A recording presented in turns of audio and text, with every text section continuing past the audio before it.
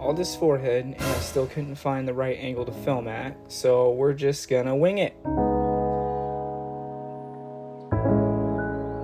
So if you haven't found out yet, B Mills was my old username and my stage name, and it's no more. It was a good run during that time, and the name was very fitting, and people would call me Millie and B Mills, but I just feel like the name was very representative for my maturity level at the time. Like, it was just something I was doing to have, fun, and I wanted a fun, cool stage name.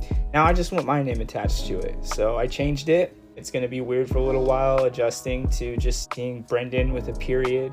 It's pretty blank, just straight to the point, which is kind of where I want my music to go. Blunt, straight to the point.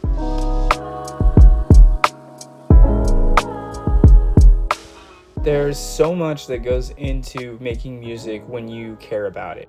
When it's not just for views and likes and how popular it can be, literally you almost feel like you're putting pieces of yourself into what you're creating.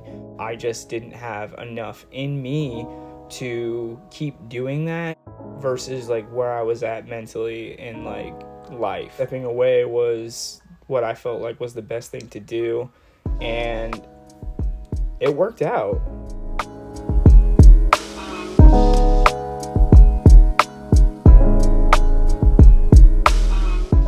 I think that I've tried to start my music career at least 47 times and say that I'm coming back for good and this is the run and this is it, and I'm coming with that full-length album that you guys have been hearing about for 6-7 years now, and it's just never been the right time. And now I finally just feel like there is no such thing as a right time. It just has to be something that you do.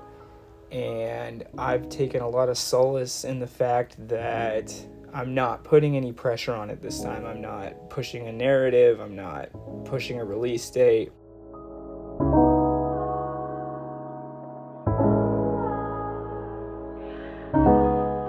It's going to be interesting to make a run this late in the game and try to push out a full-length project, which is ultimately the goal.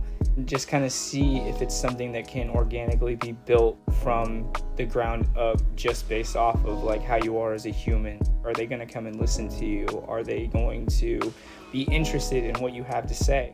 I think that the struggle that most artists face is, how do I reach that crowd? And so there will be a little bit of both. There will be things that are more deep and more personal, and then there will be things that are designed to appeal to a wider audience.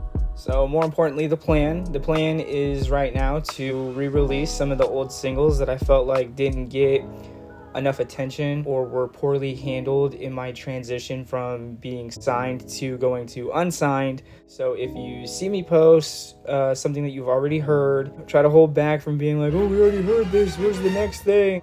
I want to remarket some of the old songs that I had that I feel like didn't really get a fair chance. And eventually the music will be on Spotify, Apple, all those fun things. The most important thing to me in this entire process is I have to express like my deepest appreciations for my significant other. So Ashley, if you're watching this, you are amazing. You have done nothing but be an anchor for me in these last couple years, and also done nothing but encourage me and have my back.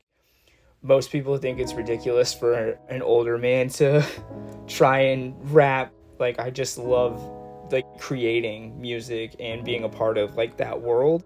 To have a family with somebody and they still entertain the idea for the purpose of like seeing how much you enjoy it is a completely underrated value. So if you're watching this, I love you and I appreciate you, and we are going to create something really, really, really cool. My anxiety's putting pressure on my fears, saying that I'll never be good enough to reach the people's ears. I'm tearing up notes, I'm getting lost in my process, focused on being great, but I'm not making any progress.